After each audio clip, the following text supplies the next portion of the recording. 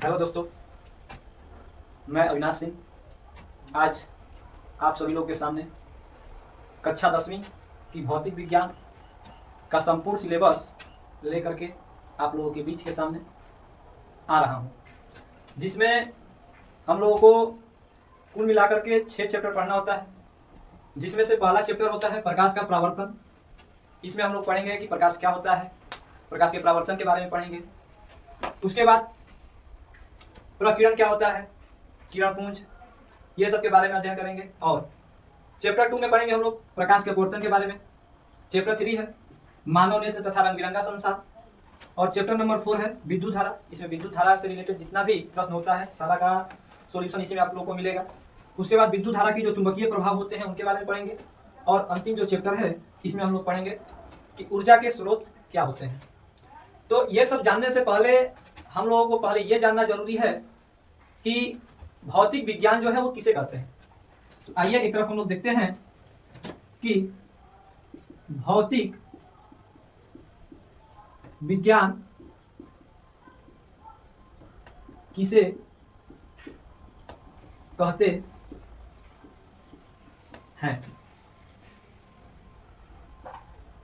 जैसा कि आप लोगों को पता भी होगा कि भौतिक विज्ञान का मतलब होता है कि यह विज्ञान की एक ऐसी शाखा है जिसके अंतर्गत हम लोग प्रकृति में दिन प्रतिदिन घटित होने वाली घटनाओं के बारे में क्या करते हैं, अध्ययन करते हैं।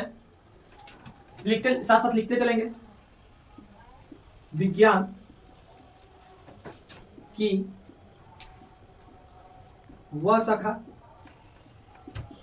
जिसके अंतर्गत हम लोग दिन प्रतिदिन घटित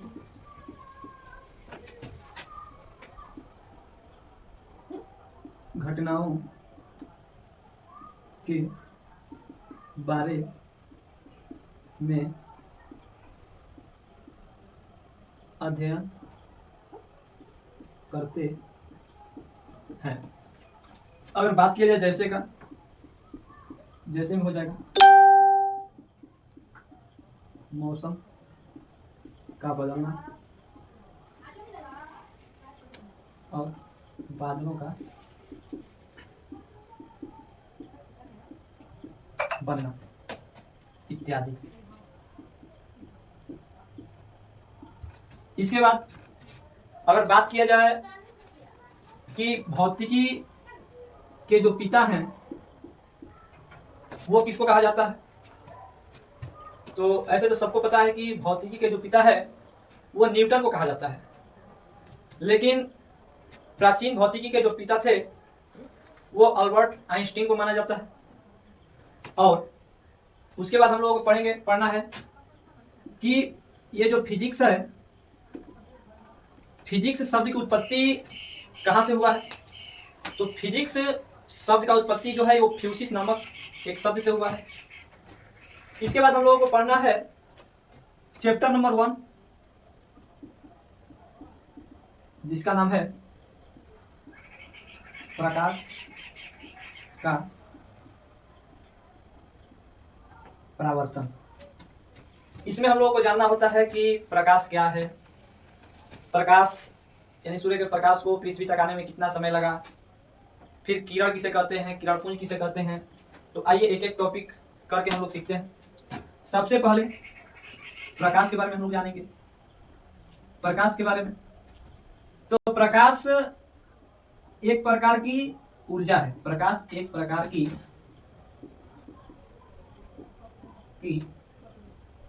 ऊर्जा है जिसकी सहायता से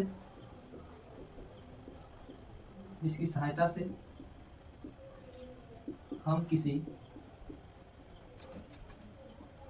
वस्तु को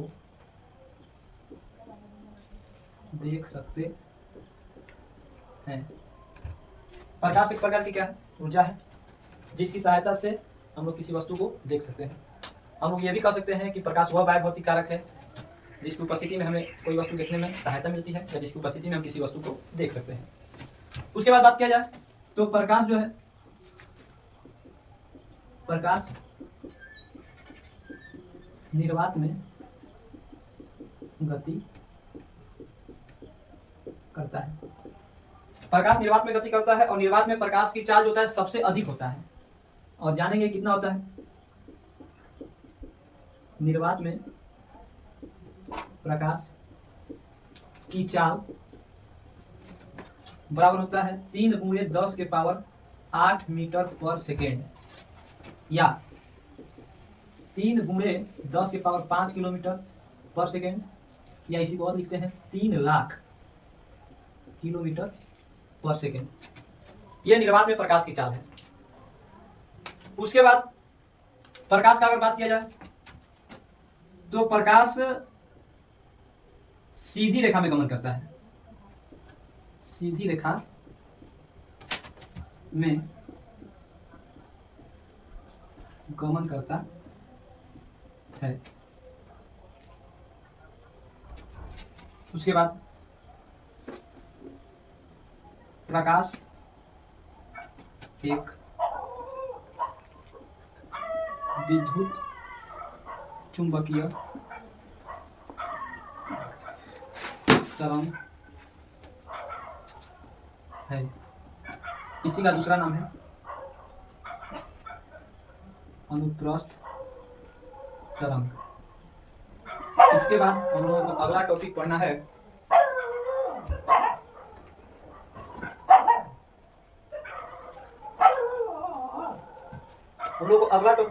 कि ये जो सूर्य का प्रकाश है, ये जो सूर्य का प्रकाश होता है, सूर्य के प्रकाश को पृथ्वी तक आने में 8 मिनट 16 सेकेंड का समय लगता है। कहीं कहीं इसको 8 मिनट 20 सेकेंड भी लिखा जाता है। उसके बाद अगर कभी ये पूछा जाएगा कि पृथ्वी वासियों के लिए प्रकाश का सबसे बड़ा स्रोत सूर्य हो जाएगा। हम लोग पृथ्वी पर रहते हैं और पृथ्वी पर रहने वाले लोगों के लिए सूर्य का जो सबसे बड़ा स्रोत है प्रकाश का जो सबसे बड़ा स्रोत है वो सूर्य है। इसी बात के बाद हम लोगों को पढ़ना है कि जैसे मान लीजिए कि कोई ये प्रकाश हो गया, प्रकाश की गति हो गया, और प्रकाश के गमन पथ की दिशा में मान लीजिए कि हम एक छोटी सी अपारदर्शी वस्तु को कोई रख देते हैं। कोई एक छोटा सा अपारदर्शी वस्तु रख दिया जाता है तो ये प्रकाश इसे पार नहीं कर पाता है। प्रकाश इसे पार नहीं कर पाएगा और अपने पथ से थोड़ा सा क्या हो जाएगा, विचलित हो जाता है। प्रकाश की इस घटना को हम लोग क्या करते हैं, विवर्तन करते हैं। कहने का मतलब कि जब प्रकाश के गमन पथ की दिशा में कोई अपारदर्शी वस्तु को रख दिया जाता है तो प्रकाश उन्हें पार नहीं कर पाता है और अपने पथ से क्या हो जाता है, विचलित हो जाता है। प्रकाश की इसी घटना को विवर्तन का नाम दिया गया।